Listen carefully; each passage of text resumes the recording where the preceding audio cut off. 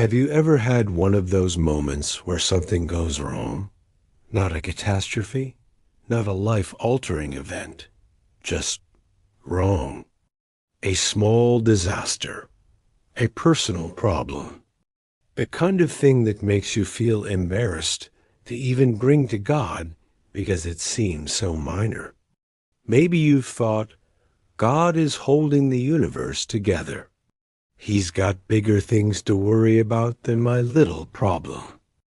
Welcome back to our journey through the Bible.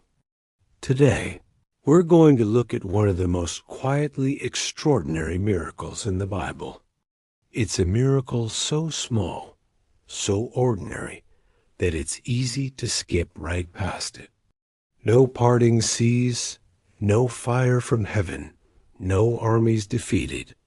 Just a borrowed tool, and a God who cared enough to step into one man's most embarrassing moment.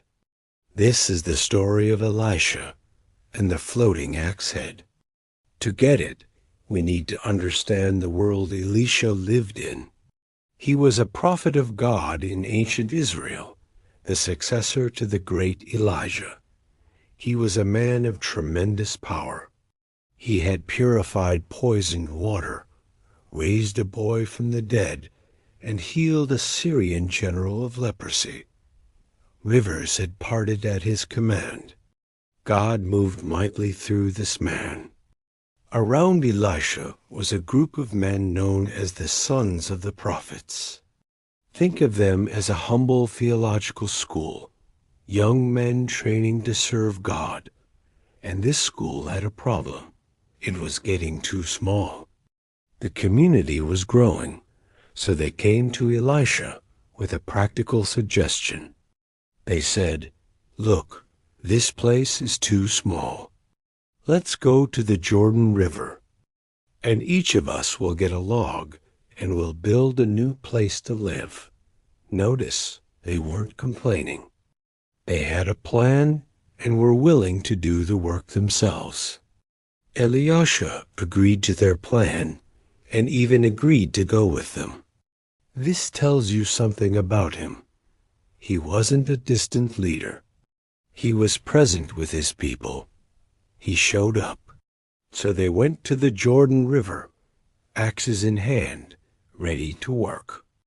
The sound of axes striking wood, the crash of falling trees, the conversation of men working together. It was a good, purposeful day. And then, in the middle of all that, something went terribly wrong. One of the young men was swinging his axe, and the axe head flew off the handle and fell into the water. It sank, gone. The man cried out, "Oh no, my lord, it was borrowed." Now, at first, that might seem like a small detail. But feel what this young man was feeling. He was not wealthy. He had borrowed an axe because he couldn't afford his own. And now it was gone, lost in the murky, moving water. If you've ever borrowed something and broken it, you know that sick feeling in your stomach.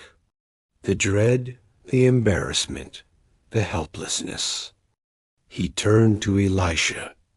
And here is where the story becomes beautiful. Elisha didn't dismiss him or lecture him. He just asked one question. "Where did it fall?"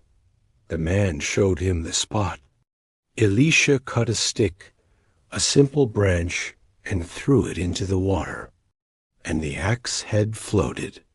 Heavy, dense, cold iron, floating on the surface of the Jordan River, defying every law of physics. Elisha said simply, "Pick it up," and the man reached out and took it. That's the whole story. One small miracle. In a book filled with wars, assassinations, and the fall of kingdoms, why does God make sure this moment gets recorded? I think the answer is the point. God wants you to know that He isn't only the God of the dramatic. He is not only present at the Red Sea, and at the empty tomb. He is present at the Jordan River when your axe head falls in. He is present in your embarrassing, inconvenient, everyday moments of need. There's a temptation to believe our prayers need to be big enough to deserve God's attention. But this story refuses that idea. God sent his prophet to the river that day. He was already there before the axe head ever fell. And when it did, he was ready to respond. What is your axe head today? What is the thing you've been embarrassed to bring to God? The situation that feels too small, too messy, too ordinary for his attention? Maybe it's a financial problem, a complicated relationship, or a mistake you made that's left you with that sick, sinking feeling. Bring it to him. Show him where it fell. God did not think it was beneath him to make iron float for one unnamed young man who was just trying to do the right thing. He will not think it is beneath him to meet you in your need. The miracle of the floating axe head isn't just about suspended physics. It's a story about a God who shows up, who stays close, and who walks down to the riverbank with ordinary people doing ordinary work. If you feel like your situation is too small for God's attention, remember this story. The God who flown the stars into space knows your name. And the God who made iron float on water is the same God who hears you right now. Tell him where it fell. You might be surprised how close he already is. If this story encouraged you, share it with someone who needs to hear it.